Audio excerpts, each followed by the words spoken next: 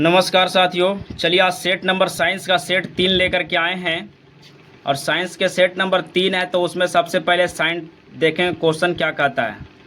और सारे क्वेश्चन जो है से रिलेटेड है, आप याद करिए। यही इस तरह से जितने भी क्वेश्चन मैं सेट करा रहा हूँ, एनटीपीएस, ग्रुप डी है ना, और एसएससी जितने भी लेवल के एग्ज़ाम होंगे वो सारे में क्वेश्चन आते रहते हैं। तो चलिए साइंस का जो सेट है वो 3 है।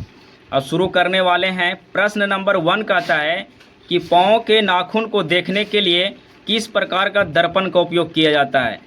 तो किस प्रकार के दर्पण का उपयोग किया जाता है आप इसे ज़रूर बताएं। आपके सामने ऑप्शन है समतल दर्पण, ऑप्शन नंबर बी है बेलनाकार दर्पण, ऑप्शन नंबर सी है उत्तल दर्पण, ऑप्शन नंबर डी है समतल दर्पण। तो आप इसका क्या उत्तर होगा आप लोग कमेंट में बताएं। ठीक है, चलिए तो इसका राइट आंसर क्या हो जाएगा? समतल दर्पण। क्या हो जाएगा इसका राइट आंसर? समतल दर्पण। आप इसे याद रखिए, समतल दर्पण। आप समतल दर्पण कैसे होगा आपको पता है, क्योंकि सामान्यतः बोला है कि पाँव के नाखून को देखने के लिए। तो पाँव के नाखून तो हम अब ऐसे भी देख सकते हैं, है ना। तो खुद को शरीर के किसी भी अंग को देखने के लिए घरों में जो इस्तेमाल करते हैं वो होता है समतल दर्पण। क्या होता है? समतल दर्पण। चलिए अगला सवाल आपका स्क्रीन पर है। सवाल कहता है कि मिशन इंद्रधनुष के अंतर्गत किन बीमारियों का टीकाकरण किया जाता है। तो मिशन इंद्रधनुष के अंतर्गत किन बीमारियों का टीकाकरण किया जाता है आपके सामने है। ऑप्शन है डिप्थीरिया एवं काली खांसी, ऑप्शन नंबर बी है टेटनस एवं पोलियो, ऑप्शन नंबर सी है टाइफाइड, खसरा एवं hepatitis B, option number D है सभी। तो इसका राइट आंसर क्या हो जाएगा? इसमें सभी हो जाएगा। क्या हो जाएगा मेरे भाई? तो इसका राइट आंसर होगा वो सभी हो जाएगा। तो आप ज़रूर याद रखिएगा, एसएससी और एसएससी और एनटीपीसी ग्रुप डी लेवल के जितने भी एग्ज़ाम होंगे, एनटीपीसी, ठीक है, एनटीपीसी,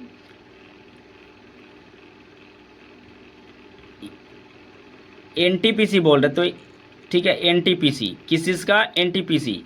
तो एनटीपीसी का जितना भी एग्ज़ाम होगा, एसएससी, एनटीपीसी और ग्रुप डी का जो एग्ज़ाम होगा मेरे भाई, वो सारे के सारे में क्वेश्चन ये सब जो है से इम्पोर्टेंट है। ये सब क्वेश्चन आते रहेंगे। ठीक है, तो आप लोग ज़रूर सेट प्रैक्टिस करना ज़रूरी है। क्या है? सेट प्रैक्टिस भी करना ज़रूरी है। ये ग्रुप डी में भी सवाल आते रहते हैं।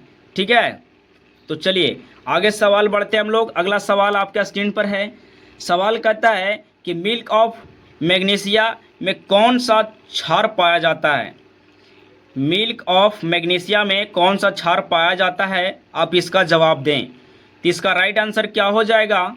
तो इसका राइट आंसर हो जाएगा मेरे भाई, है ना, बताइए। तो ये इसका राइट आंसर हो जाएगा मैग्नीशियम हाइड्रोक्साइड। क्या हो जाएगा? Magnesium hydroxide. आप इसे याद रखिएगा, मैग्नीशियम हाइड्रोक्साइड, यानी कि मेरे भाई Mg, है ना, Mg hall OH2, hall OH याद रख लीजिएगा, OH, है ना, OH2। क्या हो जाएगा? OH2। आप इसे ज़रूर याद रखिएगा मेरे भाई, हॉल OH2। चलिए अगला सवाल है। इसका सूत्र होता है किसका? मैग्नीशियम हाइड्रोक्साइड का सूत्र होता है। चलिए अगला सवाल आपका स्क्रीन पर है। सवाल नंबर 4 कहता है कि निम्नलिखित में कौन सा कथन सही नहीं है। तो कौन सा कथन सही नहीं है, इसका जवाब दीजिए आप। कौन सा कथन सही नहीं है? तो चलिए इसका जवाब दीजिए फटाफट कमेंट बॉक्स में आप लोग। तो चलिए इसका राइट आंसर क्या हो जाएगा? तो राइट आंसर हो जाएगा ए। क्या हो जाएगा मेरे भाई? ए हो जाएगा, यानी कि, है ना, कहा क्या था, प्रश्न कहा कि निम्नलिखित में कौन सा कथन सही नहीं है। तो इसका कथन सही नहीं है, सही है उसको छोड़ करके जो सही नहीं है उसको देखना है। तो कह रहा है कि ग्रेफाइट कठोरतम और प्राकृतिक पदार्थ है। क्या ये सही है? तो ये सही नहीं है, यहाँ पर बोला गया है सही नहीं है। तो ग्रेफाइट एक नरम और चिकना पदार्थ है। ग्रेफाइट क्या है? एक नरम और चिकना पदार्थ है, लेकिन यहाँ पूछा कठोरतम पदार्थ, जबकि हीरा जो होता है वो होता है सबसे कठोर पदार्थ। हीरा जो होता है मेरे भाई, हीरा जो होता है वो होता है सबसे कठोर पदार्थ। ठीक है, हीरा। लेकिन यहाँ सबसे पूछा कि सही नहीं है, तक सबसे ग्रेफाइट जो है सो वो सबसे नरम पदार्थ होता है। चलिए उसके साथ हम लोग आगे बढ़ेंगे। अगला सवाल आपका स्क्रीन पर है कि विश्व जनसंख्या दिवस कब मनाया जाता है। कितना अच्छा सवाल आपके स्क्रीन पर है कि विश्व जनसंख्या दिवस कब मनाया जाता है। तो आपको पता होगा 11 जुलाई। कब मनाया जाता है? 11 जुलाई। चलिए 11 जुलाई है ना, इसका राइट आंसर क्या हो जाएगा? 11 जुलाई। चलिए अगला सवाल आपका स्क्रीन पर है। सवाल नंबर कहता है 6 कि पीतल में क्या होता है। पीतल में क्या होता है, जल्दी बताइए। तो पीतल जो है से किस किस का मिश्रण है, किस चीज़ का मिश्रण है, तो बताइए। तो इसमें मिश्रण जो है वो किसका है, वो मिश्रण जो है वो किसका है, आप लोग जरूर बताइए। तो चलिए इसका मिश्रण जो होगा मेरे भाई वो हो जाएगा तांबा और क्या हो जाएगा? जिंक, यानी कि तांबा और जिंक का मिश्रण है। तांबा और जिंक का मिश्रण है। अगला सवाल आपके स्क्रीन पर है कि निम्नलिखित गैस समूह में कौन सा समूह ग्रीन हाउस प्रभाव में सर्वाधिक योगदान देता है। तो सर्वाधिक योगदान देता है ग्रीन हाउस प्रभाव में, है ना। तो चलिए इसका राइट आंसर क्या होगा, आप लोग जरूर बताएं। तो इसका राइट आंसर क्या होगा, तो याद रखिएगा राइट आंसर इसका हो जाएगा कार्बन डाइऑक्साइड तथा वाष्प, जल वाष्प। क्या हो जाएगा? कार्बन डाइऑक्साइड तथा जल वाष्प हो जाएगा। तो इसका राइट आंसर डी हो जाएगा। आप इसे जरूर याद रखिए। राइट इसका आंसर हो जाएगा डी, यानी कि कार्बन और, है ना, कार्बन डाइऑक्साइड और जल वाष्प। मीथेन जो होता है मेरे भाई, और मीथेन और CO2 भी एक महत्वपूर्ण है, लेकिन जलवाष्प CO2 का सामूहिक प्रभाव सबसे अधिक होता है। आप इसे जरूर याद रखिएगा। किसका? CO2 का प्रभाव, है ना, ज़्यादा होता है। CO2 का प्रभाव ज़्यादा होता है। चलिए अगला सवाल आगे हम बात करते हैं। अगला सवाल आपके स्क्रीन पर है मेरे भाई, सवाल नंबर 8। सवाल नंबर 8 क्या कहता है, आप जरूर देखें। कहता है कि इकावेरिजिया में HNO3 और तथा HCl किस अनुपात में होते हैं। तो किस अनुपात में होते हैं? ये होते हैं 1:3 के अनुपात में होते हैं, है ना। तो चलिए ये क्या होता है कि इकावेरिजिया जो है वो है एक, है ना, नाइट्रिक अम्ल होता है, सांद्र नाइट्रिक अम्ल होता है। क्या होता है? एक सांद्र नाइट्रिक अम्ल होता है जो HNO3 है ना, और सांद्र हाइड्रोक्लोरिक जो है अम्ल HCl मेरे भाई, HCl ये जो है सो 1:3 के रेशियो में होता है। तो इसका जो है, इसका आप देखिए इसका रेशियो कितना है। HCl का रेशियो 1 है और HNO3 का रेशियो कितना है, तो 3 है। तो यही चीज़ पूछा, तो 1:3 होगा। इसका राइट आंसर कितना होगा? 1:3 होगा। यही तो पूछा आपसे ना, HNO3। चलिए अगला सवाल देखिए, यहाँ वही चीज़ लिखा हुआ भी है मेरे, है ना वही चीज़ लिखा हुआ है। चलिए अगला सवाल आपके स्क्रीन पर है, क्लोरोफॉर्म का प्रयोग किस रूप में किया जाता है। क्लोरोफॉर्म का प्रयोग किस रूप में किया जाता है। तो इसका राइट आंसर हो जाएगा, है ना, निश्चेतक। क्या हो जाएगा? निश्चेतक। इसका राइट आंसर बी हो जाएगा। क्लोरोफॉर्म का उपयोग मुख्य रूप से चिकित्सा क्षेत्र में, है ना, चिकित्सा क्षेत्र में शल्य चिकित्सा यानी कि सर्जरी के दौरान मरीजों को बेहोश करने के लिए, है ना, निश्चेतक के रूप में किया जाता है। तो इसका राइट आंसर क्या हो जाएगा? बी। चलिए अगला सवाल आपका स्क्रीन पर है। सवाल नंबर क्या कहता है 10 कि निम्नलिखित में कौन सा हार्मोन, है ना, रंध्रों को बंद कर सकता है। रंध्रों को बंद कर सकता है। तो इसका राइट आंसर हो जाएगा ABA। क्या हो जाएगा? ABA। राइट आंसर बी हो जाएगा मेरे भाई, ABA। ABA जो है से, है ना, एबेसिक एसिड होता है ना तो ये जो है से एबेसिक एसिड जो होता है वो एक पादप हार्मोन है जो कि तनाव की स्थिति में विशेष, है ना, विशेष पानी की कमी होने पर रंध्र बंद होने करने में मदद करता है। तो अगला सवाल आपके स्क्रीन पर है कि निम्नलिखित में कौन सा इनपुट डिवाइस है। इनपुट डिवाइस इनमें कौन सा है आप ज़रूर बताएं। तो इसका राइट आंसर क्या होगा? इसका राइट आंसर हो जाएगा माउस। क्या हो जाएगा? माउस इनपुट डिवाइस है ना, इनपुट डिवाइस माउस हो जाएगा। और ये देखा जाए तो कीबोर्ड भी जो है सो इनपुट डिवाइस ही है ना, ये भी जो है सो इनपुट डिवाइस ही है। इसे आमतौर पर देखा जाए तो इस तरह के जो प्रश्न आते हैं तब यहाँ पर थोड़ा सा कंफ्यूज होता है। तो उपयुक्त सभी विकल्प होते हैं क्योंकि माउस कीबोर्ड दोनों ही कंप्यूटर के डेटा है ना भरने के लिए उपयोग में लाए जाते हैं। ठीक है, इस चीज़ को दोनों कभी कभी ऑप्शन में देता है। तो चलिए अगला सवाल आपके स्क्रीन पर है मेरे भाई। 12 नंबर प्रश्न आपके स्क्रीन पर है। 12 नंबर प्रश्न कहता है कि सूत्री विभाजन का खोज किसने किया।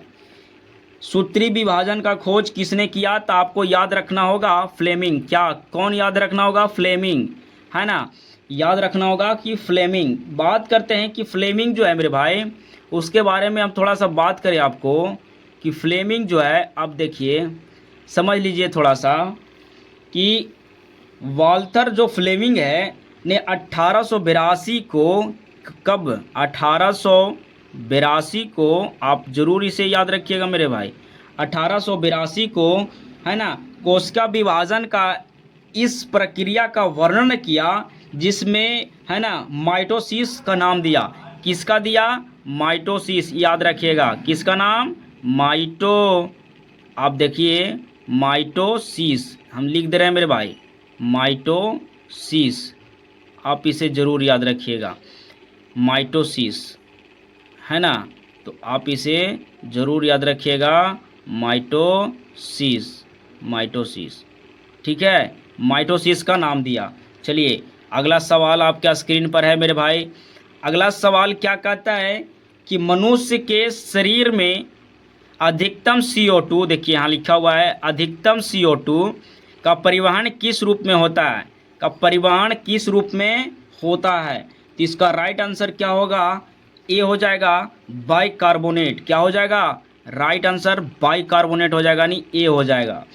बात करते हैं कि रक्त में लगभग, रक्त में मेरे भाई, रक्त में देखिए रक्त बता रहे हैं तो रक्त में 70% तो आपको पता है कि 70% रक्त में 70% कार्बन डाइऑक्साइड का परिवहन होता है ना। कार्बन डाइऑक्साइड यानी कि CO2 का, कार्बन डाइऑक्साइड का परिवहन होता है। बात करते हैं कि बाइकार्बोनेट आयनों में, बाइकार्बोनेट आयनों में देखिए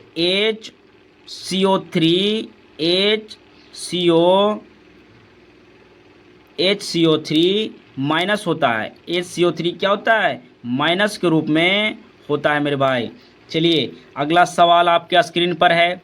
सवाल नंबर क्या कहता है? देखिए अगला सवाल जो है वो कहता है कि निम्नलिखित में कौन सा तत्व नाइट्रोजन स्थिरीकरण के रूप मुख्य भूमिका निभाता है ना, भूमिका निभाता है। तो अगला सवाल का जवाब आपको देना होगा, क्या होगा? तो इसका ऑप्शन है ना मोलिब्डेनम, और उसका बी ऑप्शन है मैग्नीज, सी ऑप्शन है कॉपर और डी ऑप्शन है जिंक। तो इसका राइट आंसर ए हो जाएगा। क्या हो जाएगा? राइट आंसर ए हो जाएगा, है ना, मोलिब्डेनम। चलिए अगला सवाल आपका स्क्रीन पर है कि यहाँ पर मेरे दोस्त हरित क्रांति हो गया है, लेकिन ग्रांथिया का बात की जा रही है। यहाँ पर ग्रांथि होगा, यहाँ पर मिस्टेक से टाइपिंग हो गया मेरे भाई। यहाँ पर जो सवाल का जो जवाब है सो सवाल है, उस सवाल जो मैं बता रहा हूँ मेरे भाई, वो सवाल है हरित, देखिए मैं लिख रहा हूँ हरित, है ना, ग्रांथियाँ। क्या है? हरित ग्रांथियाँ है, लेकिन मिस्टेक हो गया मेरे भाई, है ना, होता है थोड़ा बहुत टाइपिंग में मिस्टेक होता है। आप इसे याद रखिएगा, ग्रांथियाँ। ठीक है, तो ये क्या है? हरित ग्रांथियाँ। हरित ग्रांथियाँ किस में पाई जाती है? इसका ऑप्शन थोड़ा सा चेंज हो गया है, ऑप्शन में भी मिस्टेक से उसमें लगा दिया था, लेकिन ऑप्शन नंबर इसका चेंज है। तो ऑप्शन नंबर मैं बता देता हूँ आपको कि ऑप्शन नंबर क्या है, तो आप उस ऑप्शन पर ही देखें, क्योंकि हरित क्रांति अगर बात करते तो हम लोग गेहूं से संबंधित है, लेकिन यहाँ पर हरित ग्रांथियाँ का बात की जा रही है। तो हरित ग्रांथियाँ जो है वो किस पे पाई जाती है, ये सवाल है ना। तो हरित ग्रांथियाँ किस में पाई जाती है? तो इसका ऑप्शन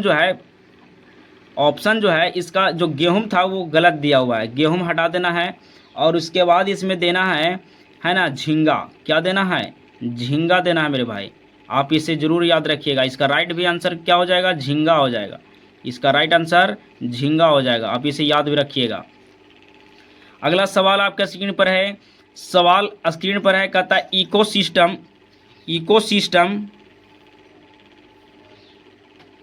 इकोसिस्टम में ऊर्जा का परम स्रोत क्या है? बताइए, इकोसिस्टम में ऊर्जा का परम स्रोत क्या है? इसका क्या आंसर होगा आपको बताना होगा। तो इसका क्या राइट आंसर होगा आप ज़रूर बताएं। तो इकोसिस्टम का राइट आंसर हो जाएगा सूर्य। क्या हो जाएगा मेरे भाई? सूर्य। ऑप्शन नंबर ए हो जाएगा। लगभग पृथ्वी से लगभग जो है वो पारिस्थितिकी तंत्रों के लिए जो है सो सूर्य का जो प्राथमिक और मुख्य स्रोत है मेरे भाई, वो है हरे पौधों और सौर ऊर्जा को उपयोग करके प्रकाश संश्लेषण के माध्यम से भोजन बनाता है। कौन? पेड़ पौधा।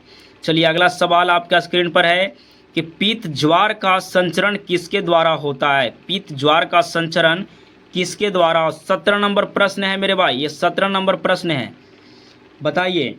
तो इसका आंसर जो हो जाएगा वो हो जाएगा है ना एडीज इजिप्टी। क्या हो जाएगा? एडीज इजिप्टी, बी हो जाएगा राइट आंसर। पीत ज्वार एक जो वायरल बीमारी है, क्या है? एक वायरल बीमारी है जो मुख्य रूप से संक्रमित है ना लोगों को प्रभावित करता है, जैसे मच्छर को काटने से ये सब फैलती है ना। क्या फैलती है? Aedes aegypti. चलिए अगला सवाल आपका स्क्रीन पर है मेरे भाई, सवाल नंबर 18 कहता है कि जल से बाहर निकाल दिए जाने पर मछलियां मर जाती है, क्यों? तो मछली मरने का कारण क्या है आपको पता ही होगा। ऑक्सीजन की अधिक से, तो ऑक्सीजन उसको चाहिए, पानी में रहेगा तो गलफरा से सांस लेता है। बात यहाँ बी नंबर ऑप्शन कहता है कि ताप की अधिकता से मर नहीं सकता है, क्योंकि ताप पानी में थोड़ा सा कम पड़ता है। और श्वसन बाद से, यानी कि बात यहाँ पर श्वसन आ गया, तो श्वसन मतलब कि सांस लेने में तकलीफ के कारण वो उसकी मृत्यु हो जाती है। तो इसका राइट आंसर क्या हो जाएगा? सी हो जाएगा। यानी कि मछलियों जो है सो गलफड़ों की सहायता से सांस लेती है, पानी में ऑक्सीजन लेती है, सांस में ऑक्सीजन, पानी में सब लेती है गलफड़ा के हिसाब से। चलिए अगला सवाल आपके स्क्रीन पर है, सवाल है अगला स्क्रीन पर, देखिए सवाल नंबर क्या कहता है।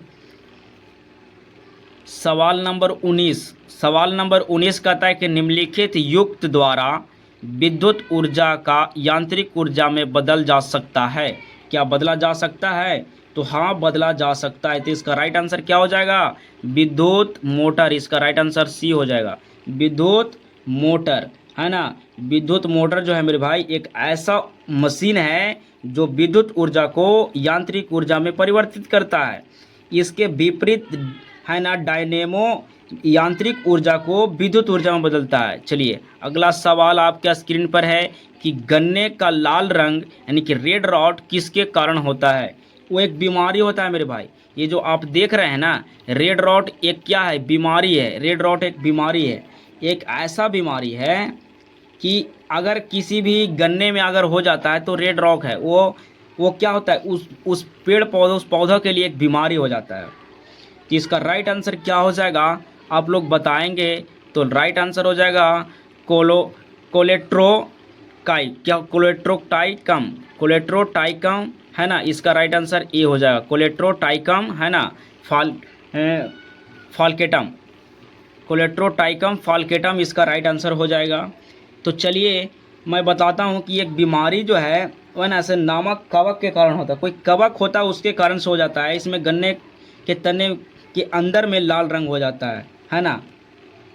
तो चलिए इसी के साथ हम लोग मिलते हैं नेक्स्ट पार्ट में। अगला जो है वो मेरे भाई ले कर के आने वाले हैं नेक्स्ट पार्ट। नेक्स्ट जो है वो सेट नंबर 4 आएगा। क्या आवेगा? तो सेट नंबर 4 आवेगा, आप इसे याद रख लीजिएगा। तो हम लोग मिलते हैं फिर नेक्स्ट वीडियो में, तब तक के लिए धन्यवाद।